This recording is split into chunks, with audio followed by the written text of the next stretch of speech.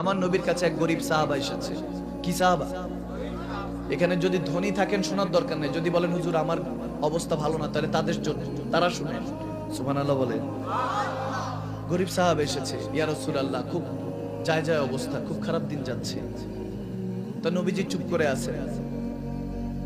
আছেন। এখানে আমার নবীর চুপ থাকাও মৌনাতুল লক্ষণ, আমার নবীর চুপ থাকার মধ্যে বরকত আছে, ঠিক কি না? ইমামগণরা বলেন নবীজি যখন চুপ করে আছেন একটা পর্যায়ে ওই সাহাবা বলে উঠলেন যে ইয়া রাসূল একটু দয়া করেন। তো নবীজি হঠাৎ করে জজবা এসে গেলেন, বলতেছে আজকে চা, তুই যা চাবি তাই দিব। সুবহানাল্লাহ। চাও, কি চাস? আজকে চা আমি দিব, আমি নবী মুস্তাফা দিব। হযরত আলী সহ হযরত ওমর বসা, সবাই বলতেছে কিসমতটা রে, আজকে জানি কি চায়। নবীজি তো আমাদের কাছে এভাবে বলে না, কি জানি চাই, মনে আজকে আখিরাত মালামাল হয়ে যাবে। কারণ নবী যদি দোয়া করে দিবেন কে? আওয়াজ দেন কে? সে বলতেছে ইয়া রাসূল আপনি যেহেতু চাইতে বলেছেন, লম্বা সফর, একটা যদি উটনির ব্যবস্থা করে দিতেন। কিসের উটনি? উটে সফরে উট দিয়ে, তখন তো উট দিয়ে আরোহণ হতো, সফর করতেন, বলে একটা উটের অবস্থা। হযরত আলী হযরত ওমরের দিকে তাকালেন, হযরত ওমর হযরত আলীর দিকে তাকালেন, বলে ভাই চাইলো ওটা কিসে? কি অপরচুনিটি, কত কিছু দামি, কত কিছু চাইতে পারতো, চাইলো কিসে?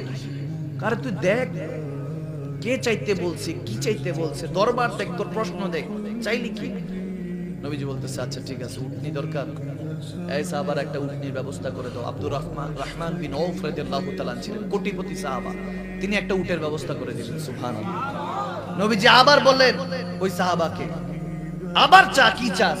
আজকে তুই যা চাবি তাই দেওয়া হবে। সুবহানাল্লাহ। তখন শের খোদা আলী হযরত ওমর আবার নবীজির দিকে থেকে চেহারা ফিরিয়ে ওই সাহাবাদের দিকে তাকাইতেছে, বলে আরে চাস না কিছু একটা, জান্নাতে থাকার কিছু একটা চা। নবীজি বলতেছেন চাইলে তো এখন জান্নাত দিয়ে দিতে পারে, ঠিক কিনা? ঠিক কিনা? নবীজি দোয়া করলে তো আল্লাহ ব্যবস্থা করে দিবেন। এখন সে আবার চাইতেছে ইয়া রাসূল আপনি যদি দিবেন তাহলে ইয়া রাসূলুল্লাহ উটের উপরে তো বসতে হবে, ওই বসার যে চামড়ার বসার স্থানটা, এটা একটু যদি ব্যবস্থা করে দিতেন।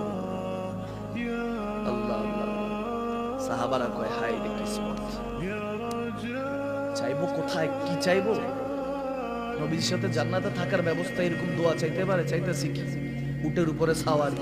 নবীজি মুচকি হাসলেন, বলেন ওমর ইয়া রাসূল ব্যবস্থা করে দাও, করে দিলেন। আবার নবী বললেন শেষবারের মতো, আর কিছু আছে চাওয়ার? চা। সুবহানাল্লাহ। শুনে সে বলছে ইয়া রাসূলুল্লাহ যেহেতু দিবেনই, আসা যাওয়ার খরচটা যদি একটু। সাহাবারা কয় আরে এরকম নাদান বান্দা আছে না? আল্লাহর দরবারে গিয়ে আল্লাহ 10 কোটি টাকা দাও, সত্যি করে বলতেছি তোমার মসজিদে 1 লাখ টাকা দিব। এরকম বিজনেসম্যান নাই মনে হয়? আছে না? আছে না?